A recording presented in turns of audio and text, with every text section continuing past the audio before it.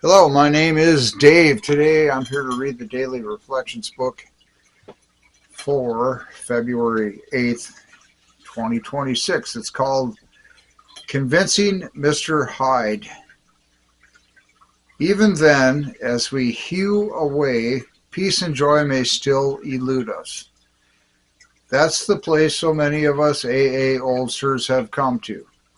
And it's a hell of a spot, literally. How shall our unconscious, from which so many of our fears, compulsions, and phony aspirations still stream, be brought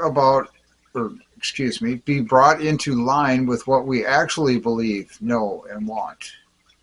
How to convince our dumb, raging, and hidden Mr. Hyde becomes our main task. That's found in the book The Language of the Heart on page 237. Regular attendance at meetings, serving and helping others is the recipe that many have tried and found to be successful. Whenever I stray from these basic principles, my old habits resurface and my old self also comes back. Let me say that again. And my old self also comes back with all its fears and defects. The ultimate goal of each AA member is permanent sobriety, achieved one day at a time. So I don't know what to say about this one. It's February, the second month. So, like I've said in the past, I think this book is trying to come across with second step ideas in the month of February because it's the second month. Second month, second step.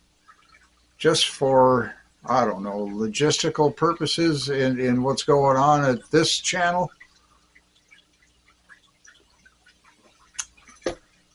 So, with that in hand, and not knowing what to say about this for sure yet, let's go read the second step and see what it has to say for us today. The 12 Steps of Alcoholics Anonymous. Step 2, which I don't know if you can read that or not. I'll read it for us now. Step 2, came to believe that a power greater than ourselves could restore us to sanity. Today's reading is called Convincing Mr. Hyde. Even then, as we hew away, peace and joy may still elude us. Okay, hew. That's like working away, I guess. So we're trying to work this step, maybe. Step 2. Looking for a power greater than ourselves. I can make maybe a connection here. It says, even as we work away, we still haven't come across peace and joy. And then it says, that's a place many of us AA oldsters have come to. And it's tricky, literally. How can that happen? That you haven't just dumbly stumbled across some peace and joy, even after working so hard, maybe.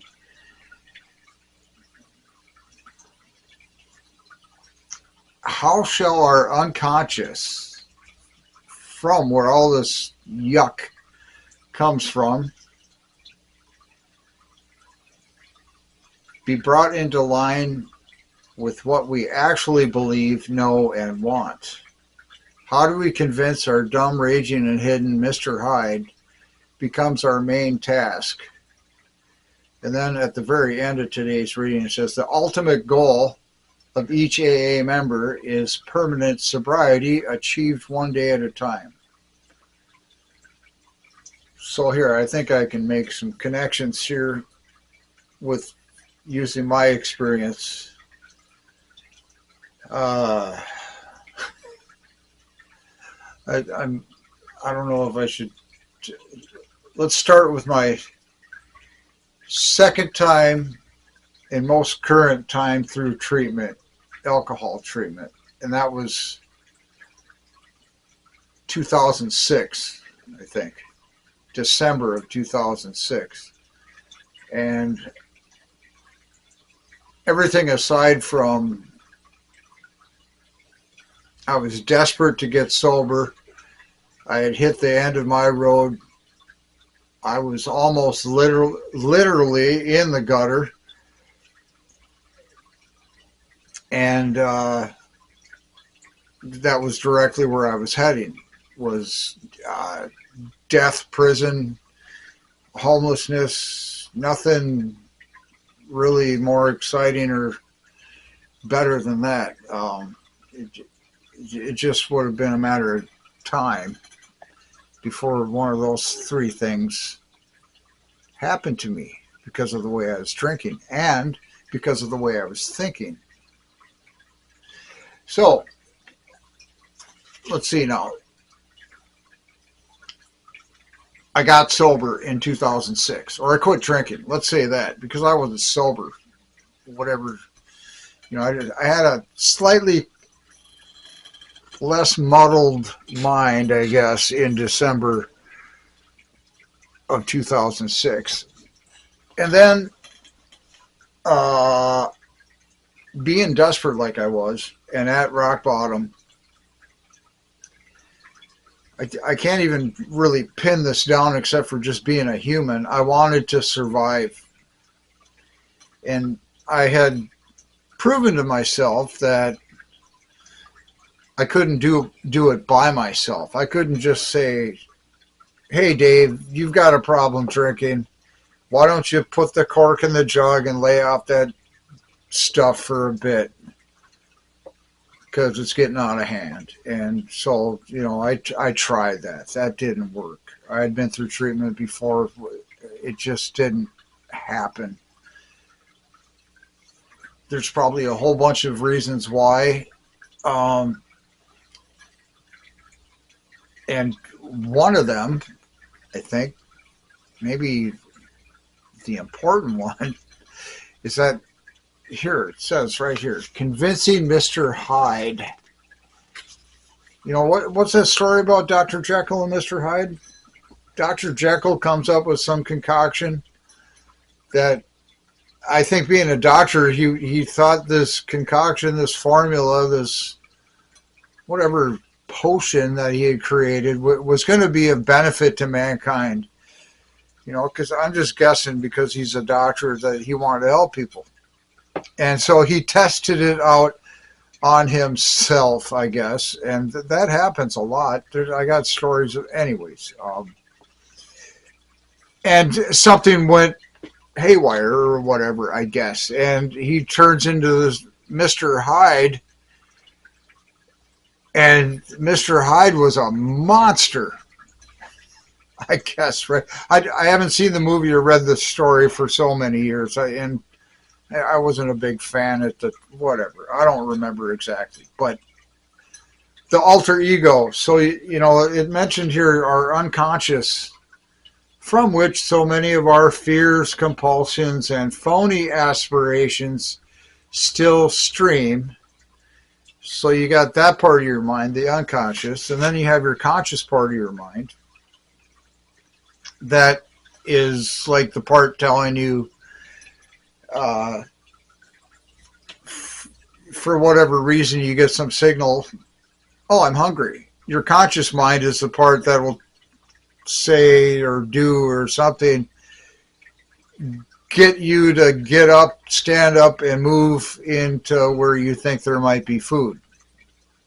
Unconscious mind, I believe, part of that is going to be doing like all the stuff. Like you find out that you got a jar of jelly over here and you go to open it, and a lot of times you'll just open it without consciously thinking about it. Like, how heavy is this jar? Is it hot? Is it cold? Which way do you turn the lid to make it loose? Things like that. That's like buried in the unconscious mind in a way. And also the unconscious mind is the part that doesn't judge or criticize any kind of like incoming information. and it stores it all. It grabs everything from every sense, every input comes into the unconscious mind, I believe, I think. I'm not a doctor.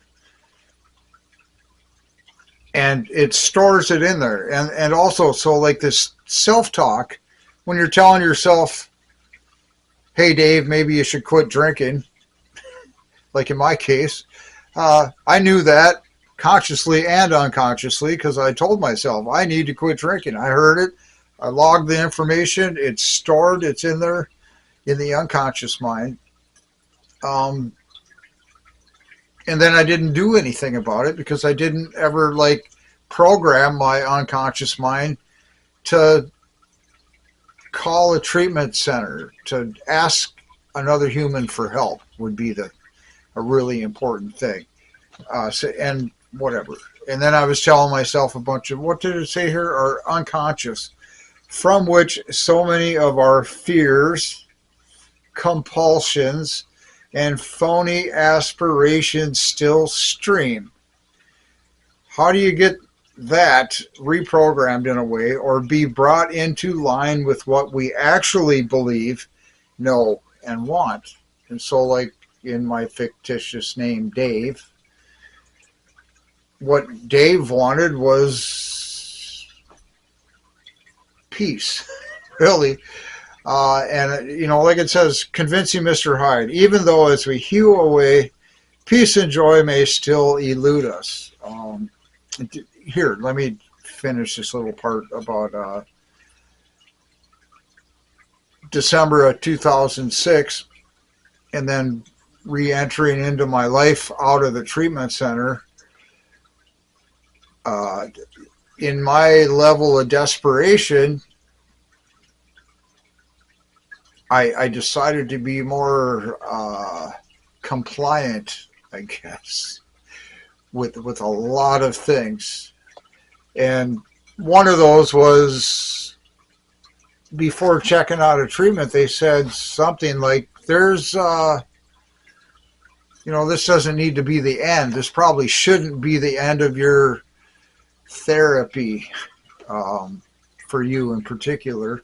You need some type of aftercare. And without a whole bunch of details, I found an aftercare thing and some more, another different group outside of AA that I would go to for like mental health support stuff. I'll tell you, I'm a veteran, so all this came about through the veterans program of stuff. Don't want to forget what I'm talking about. The aftercare.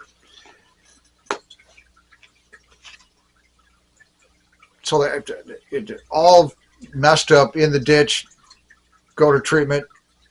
And the first time I went to treatment, I just said, okay, that's good. I got my box of tools sharpened up and cleaned up and stuff, and I can handle it from here. Thanks, Chief. You know, I'm out of here. I drank like that day I left treatment. It was a bad thing, and almost died 5 years later of drinking like every, well, anyways. Then I went to treatment again, 2006. And before I left, they said, perhaps you should look into some more aftercare. And I agreed and was ready to comply and did comply and found some more help and went to an AA meeting.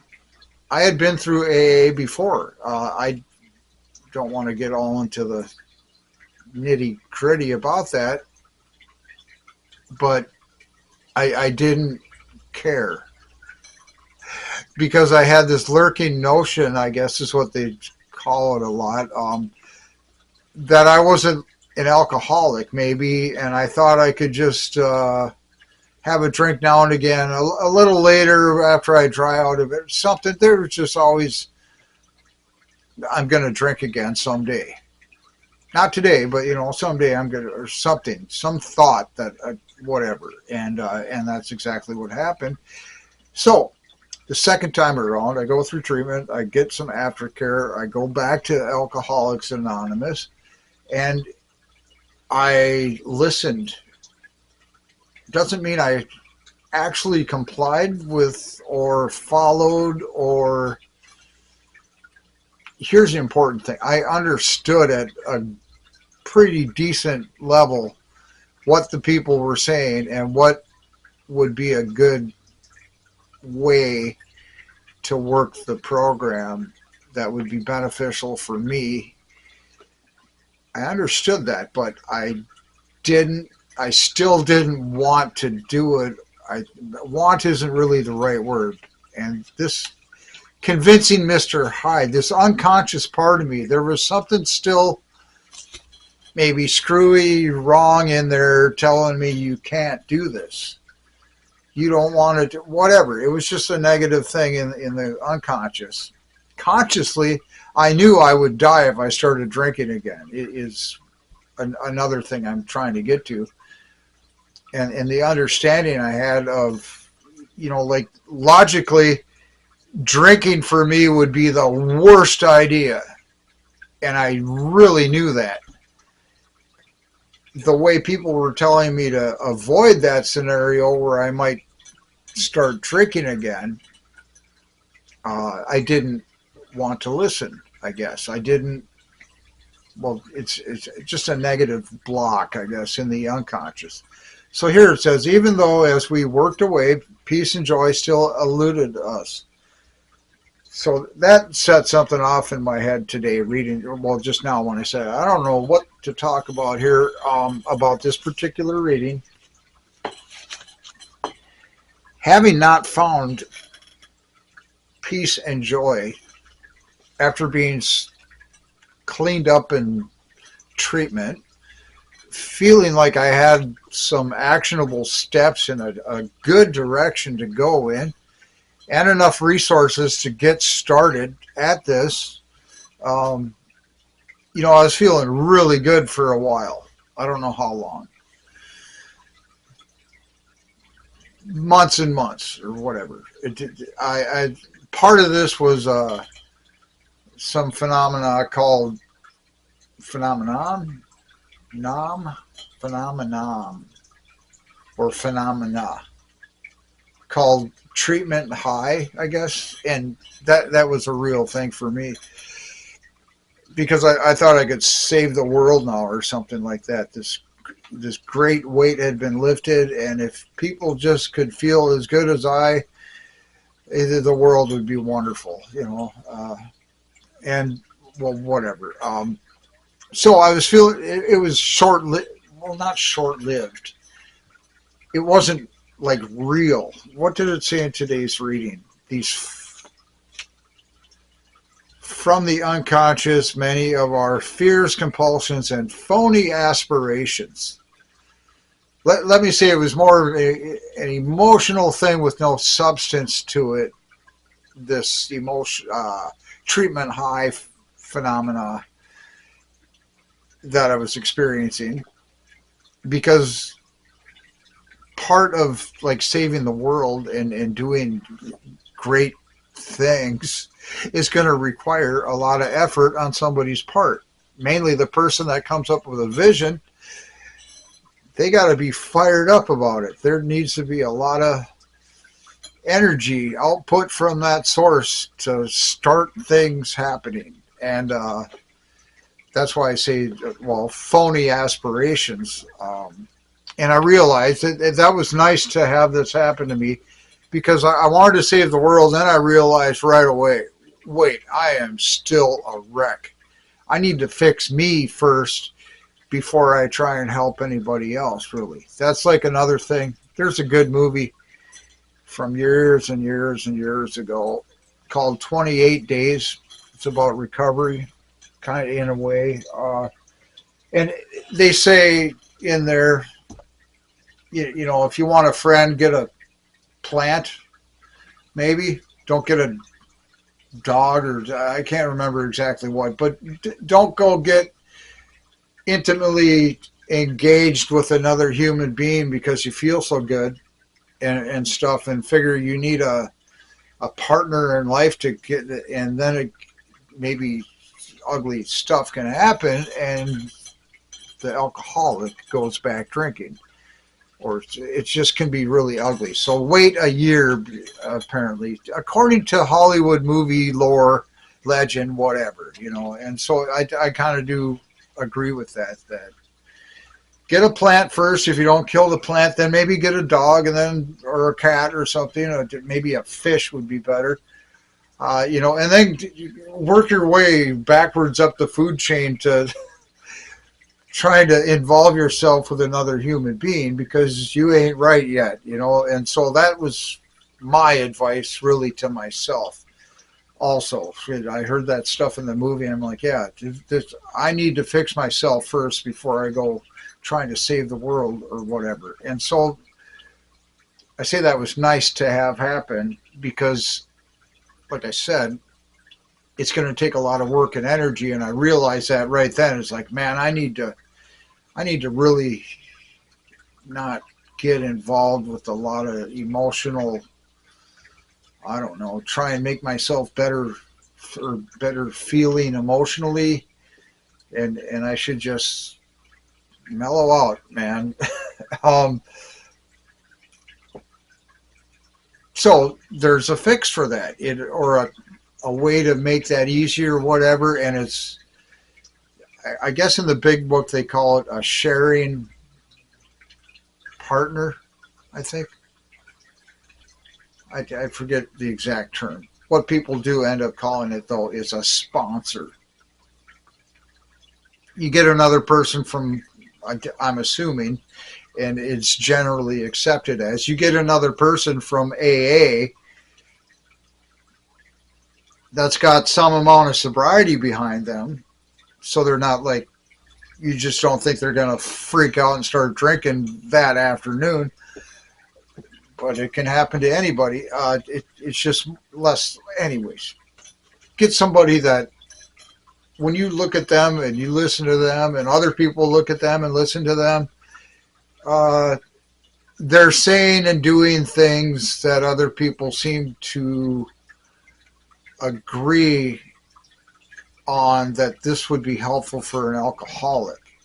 It's somebody that really understands how they got sober and are able to relay that information. That's another thing too, is that if you don't like somebody, it's going to be really hard to have that person as your sponsor, probably.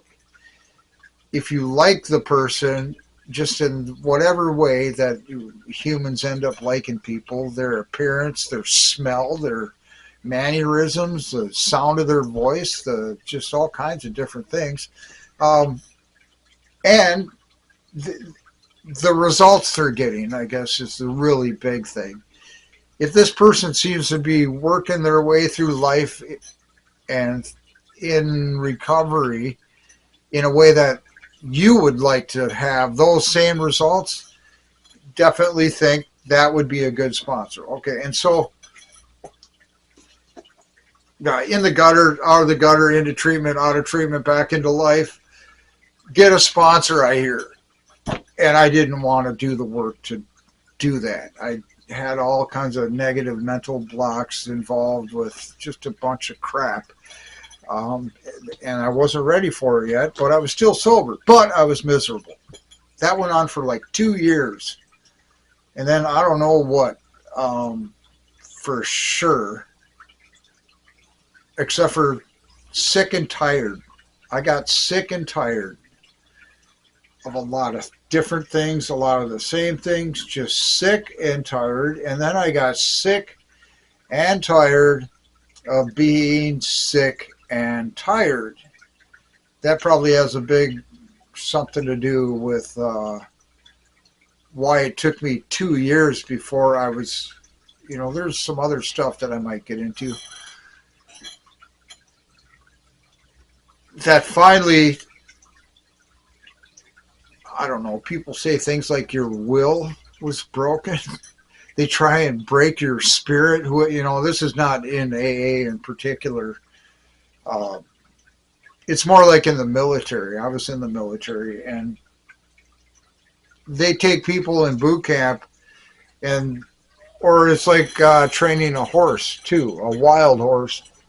you break that wild creature's spirit or will or their old programming, and they, in a way, they just like collapse and turn into some malleable, moldable, shapeable piece of clay because they give up all their. It's like, I thought I was going to do it this way, and then they found out that was impossible to do things the way or whatever, and it's like, okay, I'm ready. Uncle, hand behind the back. Uncle, I give up. What do you got for me? And sick and tired of being sick and tired set in. I let go of a bit of my ego. I think this is a huge thing. It became less self-centered, and found out a lot of interesting things, that the people within AA really did seem, at least, to care whether or not I was going to be there the next time they had a meeting, whether or not I would still be sober in a week, a day, a month, or whatever. They really did seem invested in that. And,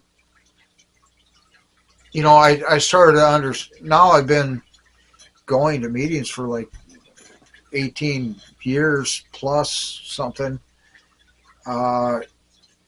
It helps me to stay sober, to go to the meeting, to see if that new guy or gal or whatever is making it or not, or what, and things like that. And it's just, it's nice to see people get their lives in order.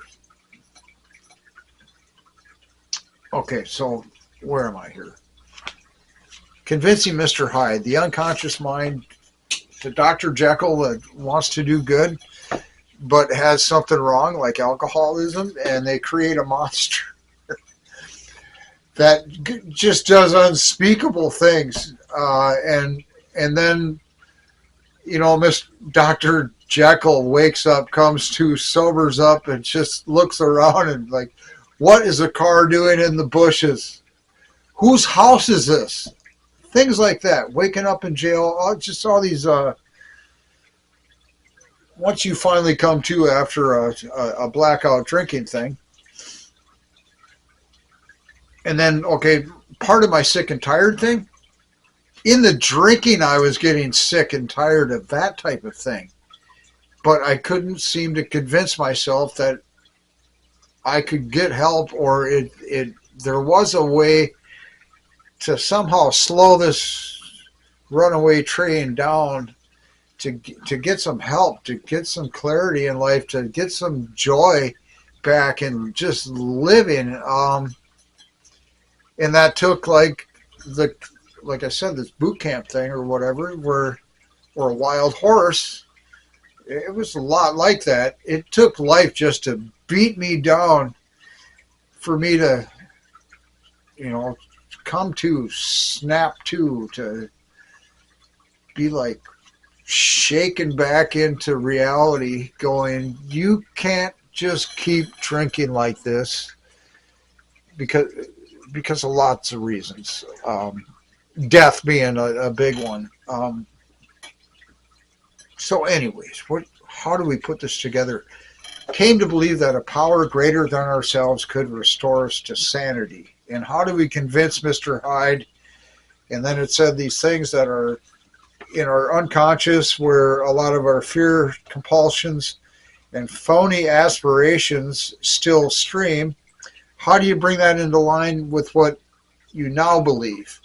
Which my new belief system included getting sober and staying sober. And there's a whole lot involved in that.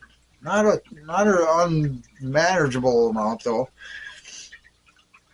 How do you get that together? How to convince our dumb, raging, and hidden alcoholic, or Mr. Hyde, becomes our main task. How do we convince this monster that we've created to lay off the evil plan or whatever, to quit being such a monster and be more personable? So Regular attendance at meetings, serving and helping others is a recipe many have tried and found to be successful.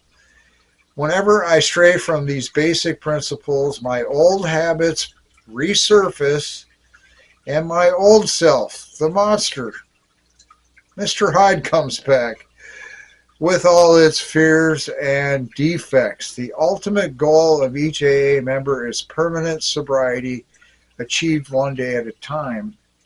How do we convince our dumb, raging, and hidden Mr. Hyde becomes our main task? The ultimate goal is sobriety, one day at a time. How do you do that? Regular attendance at meetings, because you find out that you're worthy of somebody's attention, at least, and it's usually way beyond that. They actually do deeply care and love you as a human, and then serving and helping others. Many try that and it works. That AA, it's really neat that I was in the military, highly structured. Man, you couldn't do anything without. There was a checklist, and it had to be done according to the checklist and done and approved and up the chain of command. And, and then finally it's like, okay, now you can go and do it or whatever. You have permission. Something like that, but very structured. And then Alcoholics Anonymous, it's like there's like no structure. There's no buddy forcing you to do anything. You don't have to pay any fees. And it's so not structured that I guess someone on the honor system, which is a very, I don't know, tricky system, but man, human beings, we don't like lying to ourselves. We don't like doing the dirty thing, to be slighting people and cheating. We don't like that. We can tell ourselves we like it, we need to take advantage of something or whatever, but it's doing something up here, and then it manifests out here in the rest of your body, and we just don't, human beings typically aren't into doing that kind of thing.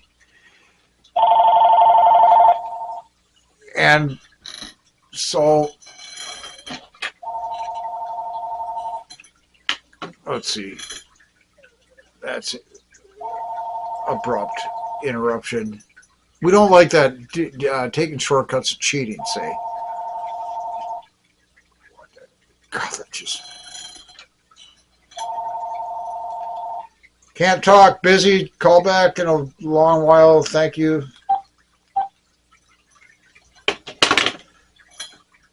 Okay. Boy, that's distracting. It's, what was that? The honor system. Less structure, or a seeming not very structured environment in AA. Certainly not anything like the military where it's very structured. There's steps and tiers and checklists and satisfy this and then that and very like that. And it's great. Alcoholics Anonymous is not like that. It's like, what's it say? The only requirement, this is the third tradition. The only requirement for AA membership is a desire to stop drinking.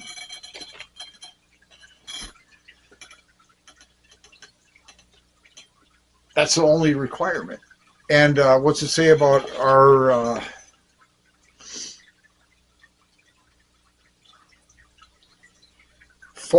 the second tradition, second month, second tradition, second step. For our group purpose, there is but one ultimate authority, a loving God as he may express himself in our group conscience. Our leaders are but trusted servants, they do not govern. Government, checklists and such. This group of Alcoholics Anonymous, the leaders, not the boss, not the president, not the hard driving taskmaster or somebody. It's just another person that's a trusted servant, and they don't govern. And this is this concept I was trying to get before the phone call, that it's like we're left on our own, that if we have a desire to quit drinking, we're going to try and do the right thing about it in all areas of life. We're going to find out we don't like to lie, or we don't like the results after lying, say, or cheating, stealing, and a bunch of negative, crooked, criminal things. So it works very well because, like I was saying, at least in myself, I was so desperate to get off that treadmill of the alcoholism, and still had some resources within. I don't know, I wasn't dead yet. So I had enough, I don't know, some kind of positive survival energy left in me to want to try and get sober and really try hard.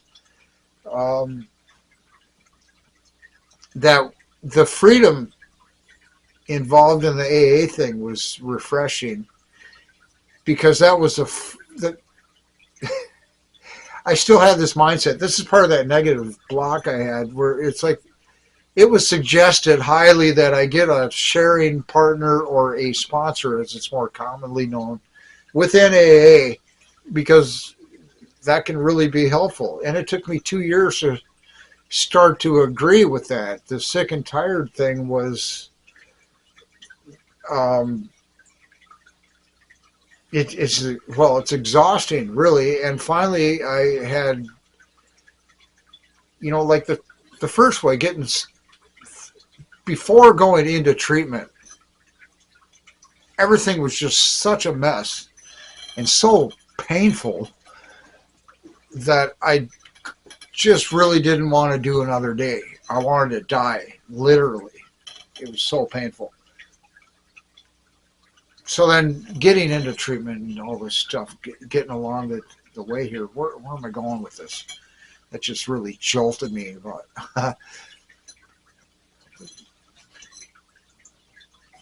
the structure. Oh, the only requirement for membership was a desire to quit drinking. I had that. I knew I had that. And then it was just keep showing up to the meetings, say. And then 2 years of watching people and how the program was working, and not being pushed and forced into getting a sponsor. It's like I got sick and tired of that, and the resistance went down. I'm like, okay, I'll get a sponsor because I'm a wreck. And like it said in today's reading, even then, as we hew away or work furiously or fervently, maybe might be better, peace and joy are still not present, or it still eludes us. What do you do? And then that's a hell of a spot, literally. How shall our unconscious, from which so many of our, let's just read it, fears, compulsions, and phony aspirations still stream, be brought into line with what we actually believe? This newfound, hey, I got a good path on sobriety here. I should really try this. And what you know and what you want, how do you convince that dumb, raging, and hidden Mr. Hyde? That becomes the main task. How do you convince your old self to become a new self, I guess? And so I've really been going on at this today. I know I got some phone call stuff to deal with. So I'm going to time out here, and that's it for today. So I'll get back with you later. Thank you. Goodbye.